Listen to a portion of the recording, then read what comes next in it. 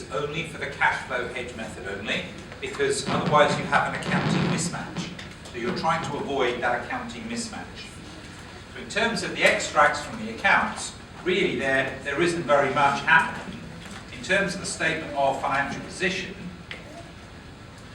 we've got this financial asset, this derivative, this hedging instrument, and this financial asset, this derivative, which is in the books as an asset of 2.5. There's basically nothing in the P&L, and in the OCI, you've got a cash flow hedge. In the OCI, you've got a cash flow hedge.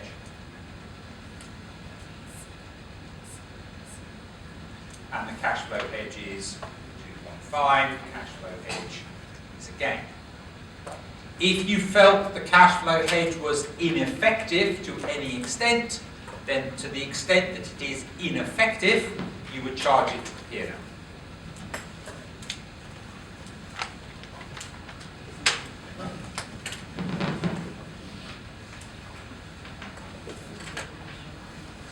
I am going to say everything again. Hello, my name is Tom. Now we're looking at derivatives. I have seen derivatives be examined on a number of occasions. Sometimes it's for 2 marks, numbers, and you're told it's a cash flow hedge that's been put in the P&L. So you just take it out of the P&L and you put it in the OCI, and that's really all you have to do. Sometimes I have seen questions which ask, explain. You know, what's going on? And so for 5 or 6 marks, you have to write. A derivative is a financial instrument which is entered into at little or no cost, but derives its value from the price of something else. It's very volatile. It's designed to be settled at a future date. A forward contract, a future contract. Why do businesses do this? 2 reasons. Speculation. You can make a lot of money or lose a lot of money. If it's speculation, fair value through P&L. All derivatives must be at fair value. If it's speculation, fair value through P&L. If, on the other hand, it's not speculation, it's hedging, you've taken out the hedging instrument, you've taken out the derivative to match a hedged item. So you've identified that you have a risk, an interest rate risk, a foreign currency risk, a price risk. And if that goes wrong, you have a loss. So your derivative would then give you a gain. If your risk is a fair value risk, then the gain or loss is in the P&L already. So you just take the gain or loss on the derivative and you instantly pay. But if you're worried about the risk of future transactions, you can hedge it today. I flew over here on Malaysian Airways. Now Malaysian Airways fly Boeing aeroplanes. If you want to replace a Boeing aeroplane, you have to pay for it in US dollars. Now it may be that Malaysian Airways realizes that in 5 years' time, its fleet needs to be changed. Now it hasn't placed the order yet, it hasn't bought the fleet yet, but it just knows that the aeroplanes will be old, need replacing, and it knows that it's going to have to pay for those aeroplanes in US dollars. And the exchange rate between the dollar and the ringgit floats, and it might be worried that the price of replacing the aeroplane would go up. So it could today enter into a futures contract to buy US dollars at a fixed price in 5 years' time.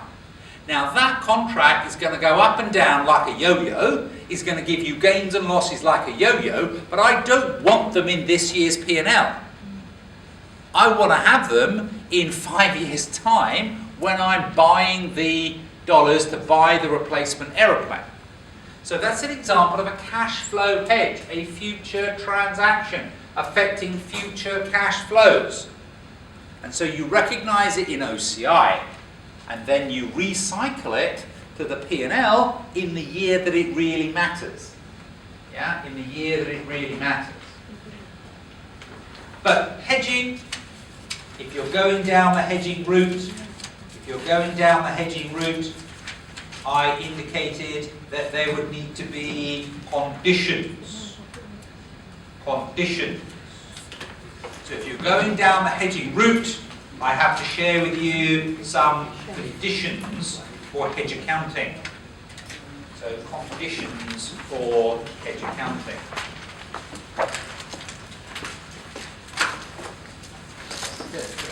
If recycle for the cash flow HDMS now.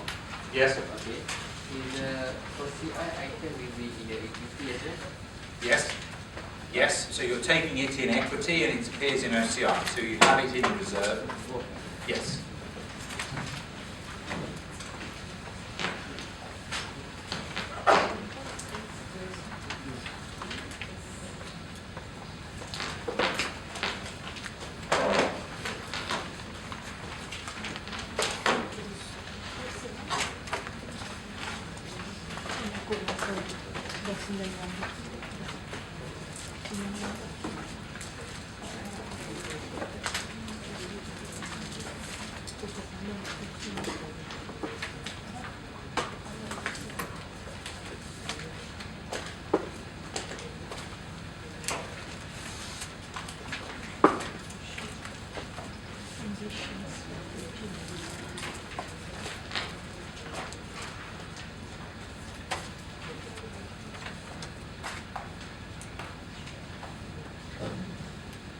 So if we're going to be engaged in hedging, then what we need to have is an eligible hedged item and an eligible hedging instrument. All right? And the standard gives us a list. I'm not going to give you that list. It's too much. So you need to have an eligible hedged item and an eligible hedging instrument. Derivatives are an eligible hedging instrument. You also need to have a strategy and a documentation and an awareness. So you have to say to yourself, I've identified that I have this risk, so what I'm doing is I'm getting this derivative and I'm looking to pair the two together. So you don't hedge accidentally, you don't hedge retrospectively, you hedge at the beginning. So you have a strategy that is documented. I may be borrowing floating rate, but I'm entering into an interest rate swap to fix that, so I don't have an interest rate risk. So at inception, there is a formal documentation of your hedging strategy and a designation. So at inception, at the beginning, there is a formal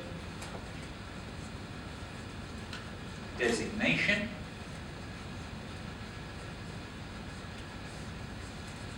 of the hedged item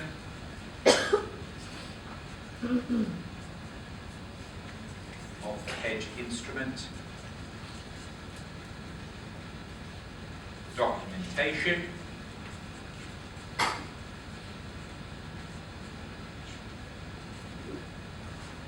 in accordance with a strategy, in accordance with a strategy. So at the beginning, there's a strategy, there's a documentation, there's a designation. Yeah? So you've got to have a strategy, you've got to have a documentation, you've got to have a designation. That's all taking place at the beginning. All right?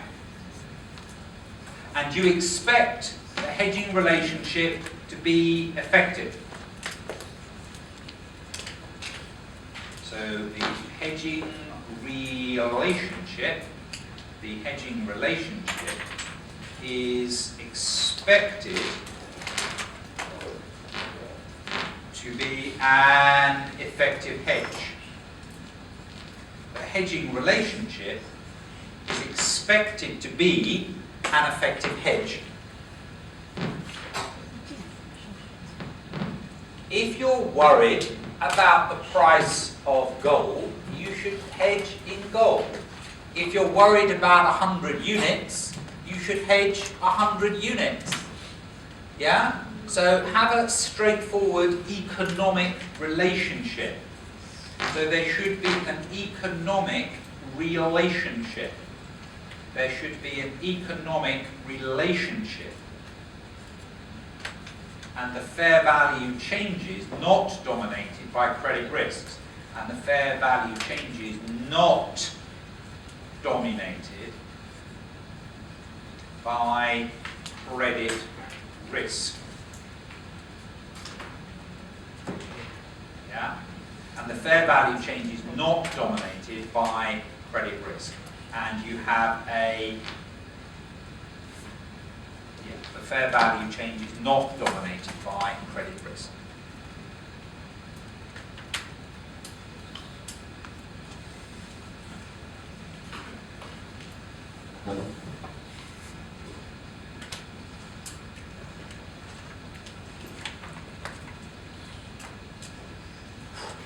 Derivatives, going. Financial instruments, going. Going. Going. Going, going.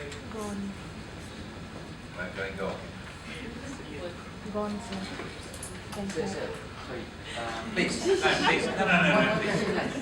The cash flow item just now, the cash flow hedge just now, Yes. because of recycle, that means our reserve will debit and we credit the derivative and the financial asset, right? So when we recognise the gain, when we recognise the gain on the derivative, so we'll recognise the asset, debit the asset, credit reserves, credit OCI. So you've got an asset in your books, and you've got the gain in OCI sitting in equity. Now next year, when you recycle, the balance on the reserve will be cleaned out, and you will put the same gain in the profit and loss account for the year, where it will be matched with the loss that's occurring next year.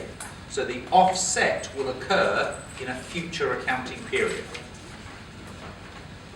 Yeah? So a cash flow hedge is about hedging a future commitment, future cash flow. Is that your favourite topic? Interesting.